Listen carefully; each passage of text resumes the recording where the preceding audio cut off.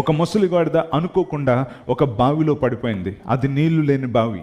ఆ నీళ్లు లేని బావిలో పడిపోయి అది అరుస్తూ ఉంటే యజమాని వచ్చి చూశాడు. అయ్యో, నా గాడిద నీళ్లు లేని బావిలో మా ఇంటి వెనకతలు పడిపోయిందని చాలా బాధపడి చివరికి ఏం చేశాడంటే పక్కింటి ఫ్రెండ్ని అడిగాడు. ఒరే ఫ్రెండ్, నా గాడిద ఆ నీళ్ళు లేని బావి ఉంది కదా, అందులో పడిపోయిందిరా, దాన్ని బయటికి తీయాలి, ఎలాగ నువ్వు ఒక ఆలోచన చెప్పు అంటే ఆ ఫ్రెండ్ ఏమని సలహా ఇచ్చాడంటే, అరే నీ గాడిద ఆల్రెడీ ముసలిది అయిపోయింది, అది ఇంకా బరువులు మోయలేదు, ఏమీ చేయలేదు, దాని సర్వీస్ అయిపోయింది, దాన్ని మేపడం తప్ప దానివల్ల మనకి ఎటువంటి ప్రయోజనం కూడా లేదు, అలాగే నీ బావిలో నీళ్లు కూడా లేవు, అందుకనే ఈ పక్క కొత్త బావి తవ్వించుకుంటే నీకు నీళ్ళు వస్తాయి. ఆ బావి తవ్వడం వలన బోల్డ్ అంత మట్టి వస్తుంది.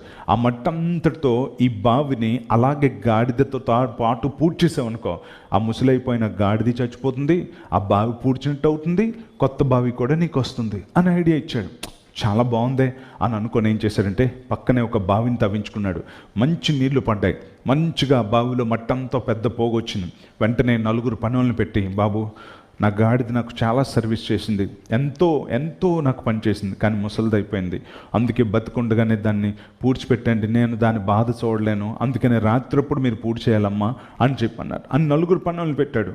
ఓనర్ లోపలికి వెళ్ళిపోయాడు. ఆ ముసలి గాడిద లోపల బావిలో అలా ఉంటే రాత్రి ఏం చేస్తున్నారంటే అందరూ కూడా 4 వైపుల నుంచి 4 పారలతో ఇలా తట్టలోకి మట్టి ఎత్తి డబ్బని ఆ బావిలో వేస్తూ ఉంటే ఆ మట్టి ఎక్కడ పడుతుందంటే గాడిద వీపు మీద పడతా ఉంది, దబ్బని పడతా ఉంది. అయితే ఆ గాడిద ఏం చేస్తుందో తెలుసా, ఇలా దులుపుతుందంట. ఇలా దులిపితే ఏమవుతుందంటే అది కింద పడితే దాని మీద ఇలా నించుంటాం. రాత్రంతా వాళ్ళు వేస్తూనే ఉన్నారు, రాత్రంతా దులుపుతూనే ఉంది, వేస్తూ ఉన్నారు, దులుపుతూ ఉంది, వేస్తూ ఉన్నారు, దులుపుతూ ఉంది. తెల్లవారుతుండేటప్పటికి అలా పైకి దాని మీద నించొని బయటకు వచ్చేసి, ప్రభువా నీకు స్తోత్రం అని చెప్పి అడవిలోకి పారిపోయిందంట గాడిద. ఆ గాడిద ఎందుకు బయటకు రాగలిగిందంటే దానికి దులిపేసుకునే మనస్తత్వం.